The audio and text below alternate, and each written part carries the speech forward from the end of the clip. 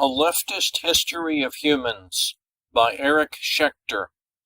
My talk is about the agrarian revolution, the scientific revolution, and the revolution we need now. For our first 200,000 years, we were hunter-gatherers. The tribe was like a big family, everyone taking care of everyone else, sharing as equals. There was no incentive for greed or corruption, because there was no way to gain personal advantage. One could only get ahead by bringing the whole community ahead. That's still who we are genetically, and it's still visible as our heritage. Sharing is still what we teach our kids, still where we turn in times of crisis. The separateness that we took on 12,000 years ago is as removable as a bad coat. Around 12,000 years ago, the last ice age ended, and we invented agriculture and private property. Property was a big mistake. It separates us economically and psychologically, so we care less about others despite shared threats such as global warming and pandemic. And anyone with a streak of bad luck gets tossed on the trash heap. Economic inequality has grown huge. We are a few kings and lots of paupers. It's been that way consistently for thousands of years. That must be from something fundamentally wrong in our economic system. Economists may point to interest on debts or to the labor theory of value, but those are special cases of the following simpler principle. If we don't share, we must trade, in barter or in money, for food, labor, rent, interest, influence, for everything.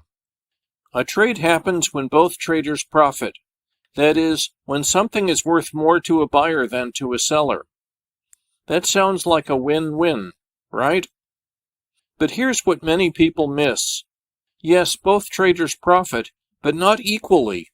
More profit goes to the trader in the stronger bargaining position, making him stronger still, concentrating wealth. Money is influence, so the rich rule. That's plutocracy.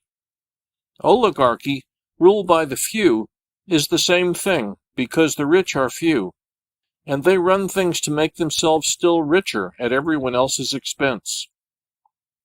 Our so-called democracy is just an illusion. Regardless of elections, the rich get the public policies they want, and the rest of us don't. That has been proved statistically. And a real democracy wouldn't be much improvement anyway.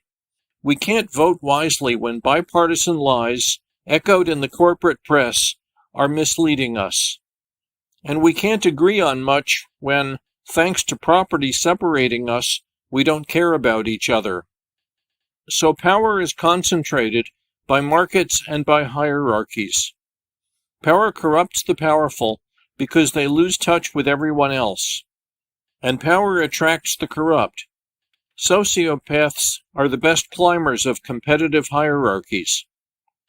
Our corrupt rulers do terrible things. War and poverty have tormented most of us for 12,000 years. But the evil is not just in our rulers. The rest of us are forced to compete against each other to survive, and that kills empathy, leaving fear, greed, hate, lies, and madness. The scientific revolution began just a few centuries ago. It hasn't changed our socio-economic system. We still have poverty, war, etc. But technology magnifies all we do, good and bad. The bad includes pollution and weapons, so if present trends continue, global warming or nuclear war will soon kill us all.